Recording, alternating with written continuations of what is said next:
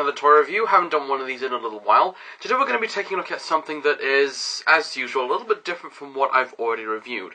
Today we're going to be taking a look at the Heavy Metal 2000 F.A.K.K.2 Julie, released by More Action Collectibles.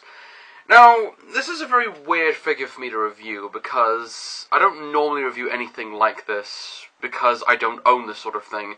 And when it comes to figures, or when it comes to heavy metal in general, Heavy Metal magazine and the Heavy Metal 2000 movie, I'm aware that a lot of people kind of distance themselves from that movie for a lot of different reasons. I know that a lot of people like the original 1981 Heavy Metal movie that came out all those years ago, and that's a great movie. Heavy Metal 2000, it's not bad, it's not good, but it gets the job done, and it does what it needs to do, I think, to be entertaining as a whole, as a movie in general.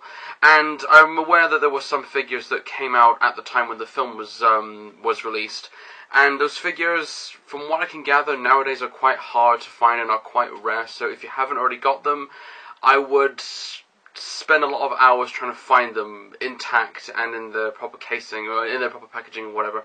And this figure as well, I'm impressed with in terms of the detail and design. So let's take a closer look, shall we, at the figure itself. Now, as you can see, here is the character Julie from the movie Heavy Metal 2000, who, in case you don't know, the character Julie is of course modelled after the B-movie actress slash Playboy model Julie Strain, who was, I believe, the wife of Kevin Eastman, the TMNT creator. And right away, I'm impressed with how well designed this figure is, because the way that this figure looks as well, you can see why I don't normally own things like this, is that I don't normally own toys of women wearing little to no clothing, because this costume that Julie is wearing, that's joined up to the neck, right down to the leg, looks like she's wearing sellotape. And the thing is, though, is that there are two different versions of this figure. There's the Holy Land F.A.K.K.2, which is the blue paint variant, and it comes with a figure of Zeke. And there's the other one, which is the Camouflage F.A.K.K.2, which is the green paint variant, and comes with a helmeted version of Zeke as well. And both those versions of those toys come with different weapons. And the one thing that I like about this figure as well is that the way this figure is designed, it's so much like post-1990s heavy metal science fiction, balls out in your face sort of style. And that's the thing about this figure as well, is that the design of Julie actually originates from the artist Simon Bisley, who did a lot of artwork for heavy metal and still does to this day. And I'm impressed to see just how much of this figure, designed by Claiborne Moore, managed to take a lot of Simon Bisley's art design. So well done for that, I think.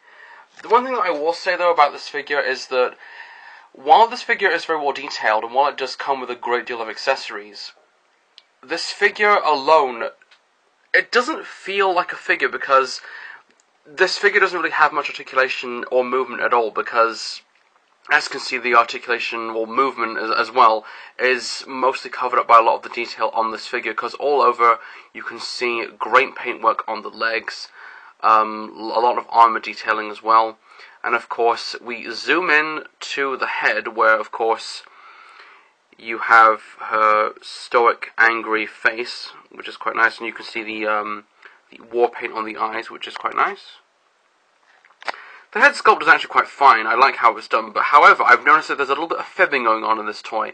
Is that right here on the head, where these three feathers are, they look like they're supposed to be joined to the shoulder, and that's what it looks like. When in fact, these three feathers are actually joined to the head. So when you move the head, these move as well. So I guess that's kind of weird. But then again, I really couldn't see how they could attach these without getting this out of the way. But there you go. With the head just being what it is, there's not really much you can say about the articulation for the head, because the one thing that is kind of a bit of a setback for the head is that even though it looks nice, the movement is very limited, and it can just move from side to side, and the movement is stopped by this giant mane of hair that Julie has, and it's overlapping the shoulders, almost touching right down to the bum right there, and it doesn't do much, and it kind of stops the head from moving around, but really, what are you going to do? Articulation aside, the arms, of course, can move halfway, and the elbow articulation is quite simplistic. Same with this one. and the legs have no movement at all. There's no knee articulation. The only leg movement is right about up to here. Same with this one. And that's really all it can do, sadly. So yeah, this figure really isn't meant for playing with. And we'll get onto that a little bit later on, but the figure itself is very nicely sculpted. It's well detailed, and it's just gorgeous to look at. So I'm impressed to see how much design work has gone into this, and how much this design of the character Julie looks so much close to Simon Bisley's artwork. So putting that aside, now this figure of course comes with a great deal of accessories, because of course it comes with Lord Tyler's hand cannon, and of course it comes with an atomic pistol, and a dagger, a sword, a battle axe, and a bladed assault rifle. So this figure is loaded with all types of weapons that you can use to basically just fuck up the enemy. And we'll get onto those a little bit later on. But the one thing that kind of really stood out for me in this figure as well, among other things, was the stand that it comes with. Here is, I'll just go right back, there you go. Here is the stand for which the character can stand upon, and right away I'm impressed with it, because the way the stand looks, it looks like post-1990s MTV generation style science fiction stand, which has that sort of look to it. It's very gritty and very badass. You can see, of course, right there, the logo F.A.K.K.2 right there. And if you don't know what that means, I suggest you go look it up. But, and of course, all over the stand, you can see that it's painted in this sort of acrylic, this dark grey colour, and of course a little bit of brown there. And right here, you can see that this wing, which of course belongs to a jet plane, is detachable.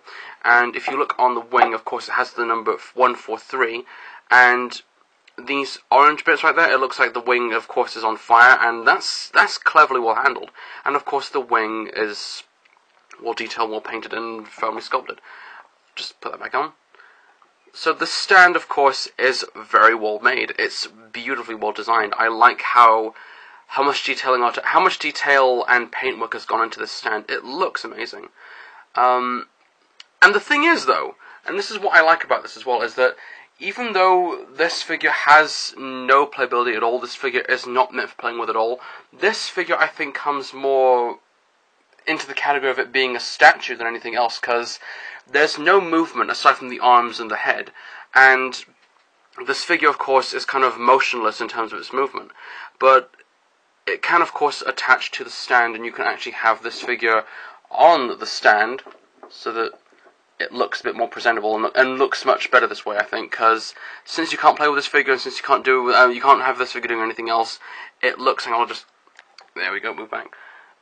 It is what it is, and it does what it needs to do, and that's impressive, I think. So the detailing on this is well done. Now, onto the weapons, because of course we want to just wrap this up with the weapons. There are many different ways you can actually have the weapons, and of course you can have them in the hands, but the best way to do it, I think, is you have the Tyler's hand cannon, which of course is made of a hollow plastic, quite thin as well. You can actually have this blaster on the right hand like so, which is quite nice, or you can have the sword in the left hand, which looks somewhat loose, and you can see that the hand isn't gripping the sword firmly enough, but really, what are you going to do? The way that the hands are designed, of course, are when holding any weapon, the fingers actually just are in this motionless movement, so I think that's what it is.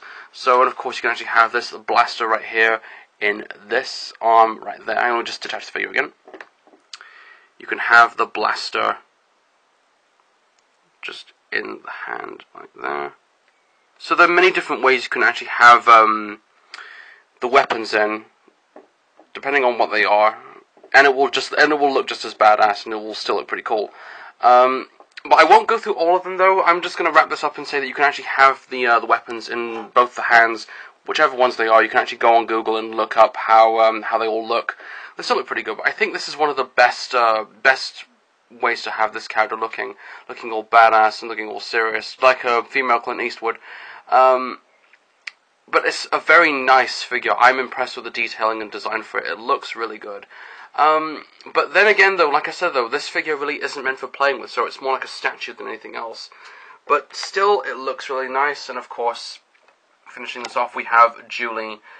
looking as awesome as she is. So, would I recommend this figure? Well, like I said before, this figure, along with any of the figures that were released from more action collectibles, as well as the Heavy Metal 2000 figures, are quite hard to come by. So, good luck trying to find this figure intact and in its proper casing. But I was lucky enough to find this figure for a reasonable price. I saw it and grabbed it without a moment's hesitation. But anyway, this is a pretty nice figure. It's well detailed and well sculpted and just gorgeous to look at.